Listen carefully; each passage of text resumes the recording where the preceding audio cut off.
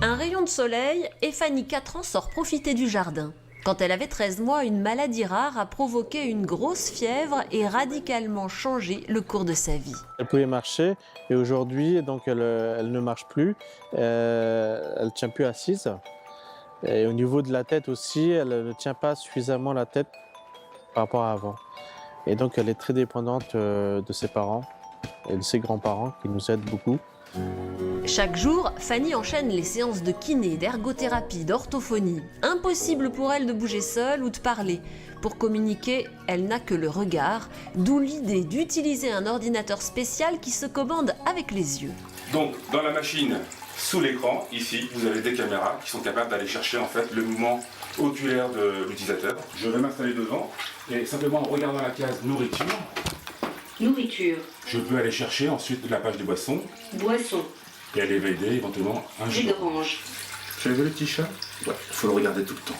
C'est exactement ça. Fanny aime la musique et les bulles de savon. On va donc sélectionner des jeux avec ce type d'image. Si elle arrive à fixer son regard sur le dessin, la petite caméra au bas de l'écran le capte comme si elle cliquait sur un clavier. Dès les premiers tests, Fanny est captivée et fait des merveilles. Son regard est précis, son bonheur intense. Ça donne de l'espoir. C'est avoir un enfant non-verbal qui ne peut pas pointer, qui ne peut pas toucher, qui ne peut pas communiquer du tout, autrement que par les émotions, c'est très frustrant.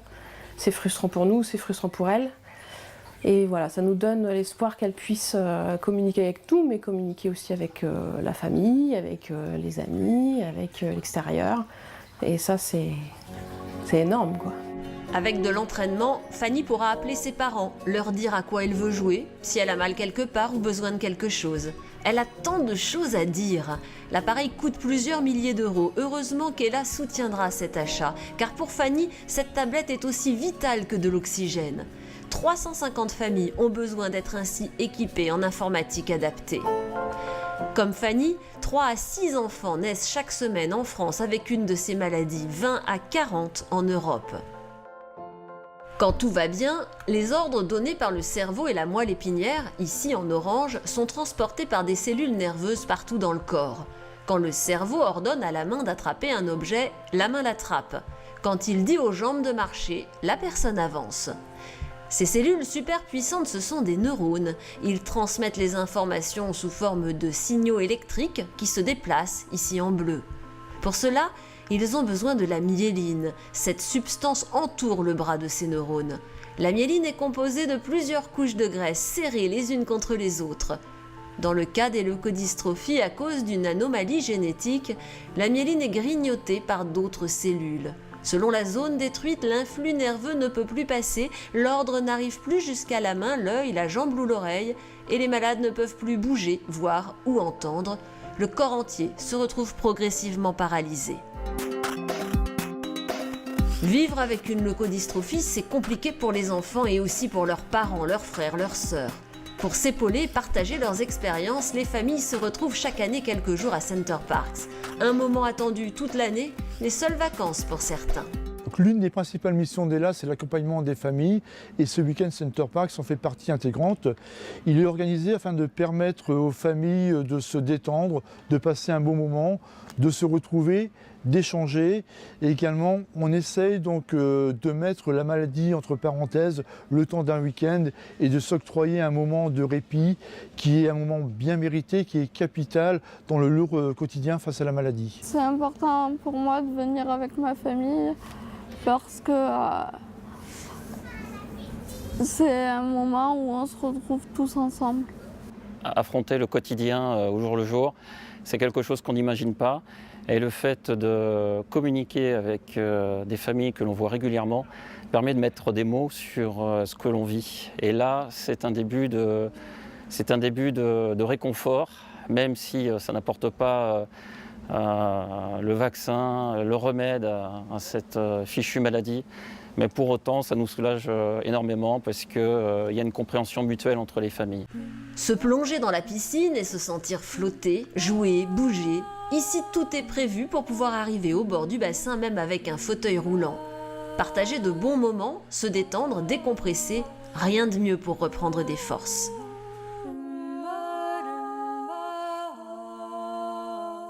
ici, dans un moment pareil, avec des familles qui vivent toutes la même chose, on peut vraiment partager le ressenti, partager le vécu, ne pas craindre d'être jugé ou mal jugé. Ella est aujourd'hui le premier financeur privé de la recherche sur les leucodystrophies. Que de progrès depuis 1992, année de la création d'Ella et de l'identification par les professeurs Mandel et Aubourg du gène responsable de l'adrénoleucodystrophie. Au fil des ans, les recherches ont ouvert la voie à un premier essai mondial de thérapie génique. 4 enfants en ont bénéficié avec des résultats prometteurs qui ont encouragé le groupe pharmaceutique Bluebird Bio à poursuivre la recherche auprès de 17 patients. La prudence reste de mise, mais aujourd'hui, 2 ans plus tard, la maladie ne progresse plus chez 15 d'entre eux. D'autres chercheurs avancent dans d'autres directions avec des résultats attendus en 2018. Un immense espoir pour les familles qui misent sur les chercheurs du monde entier pour enfin guérir la maladie. C'est très important de se développer à l'international parce qu'il faut absolument être en capacité de rassembler tous les malades en France et à l'étranger, parce que cette force-là, c'est une force vive qui va nous permettre de réunir beaucoup plus de moyens et donc de financer des programmes plus ambitieux de recherche et j'espère bien sûr de trouver un traitement plus vite. Voilà pourquoi il faut rassembler le plus largement possible.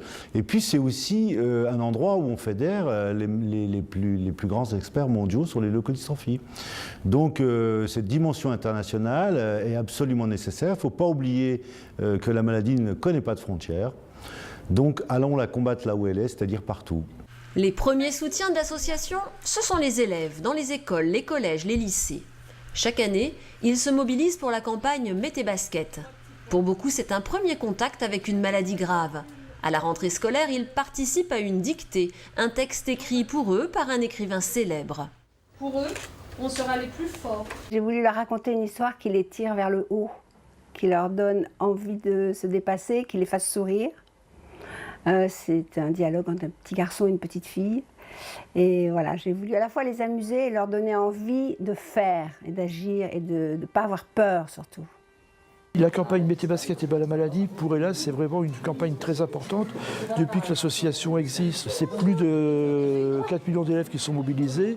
Donc ça représente la moitié des sommes, enfin plus de la moitié des sommes que Ella a consacrées pour ses 2 principales missions, le financement de la recherche et l'accompagnement des familles. C'est très important de mobiliser les élèves dans un combat juste, pour en faire des citoyens qui vont s'engager, qui vont défendre des valeurs, celles de la République au sein de l'école de la République. Il est très important de leur donner des occasions de le faire. C'était important pour moi, pour montrer que je suis intéressée sur les maladies et que j'ai envie de me battre pour qu'elles se guérissent bien. Ils ont beaucoup de courage parce que ça doit pas être facile d'avoir une maladie comme ça. On dirait bien que Joris est assez content de participer à cette journée. On sait que quand il allait à l'école maternelle, il adorait la récréation, d'avoir tous les enfants autour de lui, le bruit, tout ce mouvement. En fait, on sait qu'il est très sensible à ça. Et c'est pour ça aussi aujourd'hui que nous, on aime bien venir en fait, avec Joris pour le présenter, montrer que voilà, la maladie est grave. Mais en même temps, on vit avec, lui il a trouvé un équilibre aussi. Ça m'inspire quelque chose de très très positif. Je me dis que tous les enfants de France qui participent à cette dictée sont dans la même optique, c'est aider leurs petits copains qui ne peuvent plus marcher, plus courir, plus parler. C'est énorme de savoir que tout le monde se mobilise dans ce sens et de les voir de très très près, ces petits, voir comme ils sont attentifs, comme ils ont envie d'aider, c'est vraiment un gros soulagement. Mettre ses baskets et courir pour les enfants qui ne peuvent plus le faire. Voilà une façon de les soutenir, de leur dire qu'on ne les oublie pas et qu'ils peuvent compter sur nous pour faire connaître la maladie. Le fait d'avoir un partenariat avec Ella sensibilise les élèves au handicap, à la différence. On trouve que c'est quelque chose qui est très important. Nous avons nous-mêmes au sein du collège une classe Ulysse, donc avec des élèves eux-mêmes en situation de handicap. Et on trouve que le regard de nos élèves sur la différence a changé au cours de ces 7 années de travail. Il y a une forte mobilisation pour aller récolter les dons et c'est vraiment un beau travail d'équipe et ça a changé le regard de nos élèves sur la différence. Pour récolter des dons, j'ai demandé à mon père de demander à ses collègues s'ils voulaient donner un peu d'argent pour Ella. Alors la matinée s'est passée merveilleusement bien avec Ewen et toute l'équipe.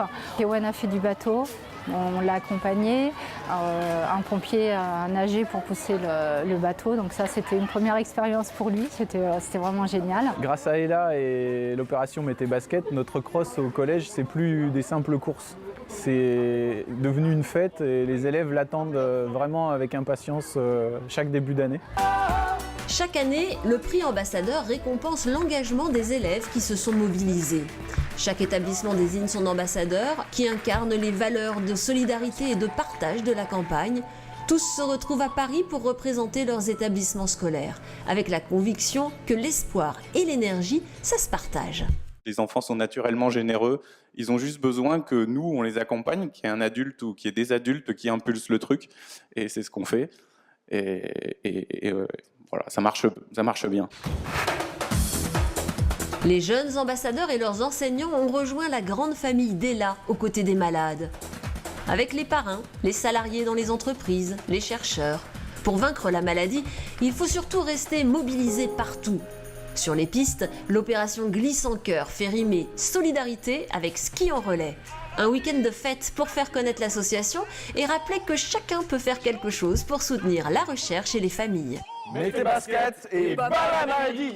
Mété basket et bas la maladie. Mété basket et bas la maladie. Mété basket et bas la maladie. C'est très important de soutenir les enfants et les adultes touchés par la maladie. Grâce à vous, la recherche avance, mais le combat n'est pas terminé.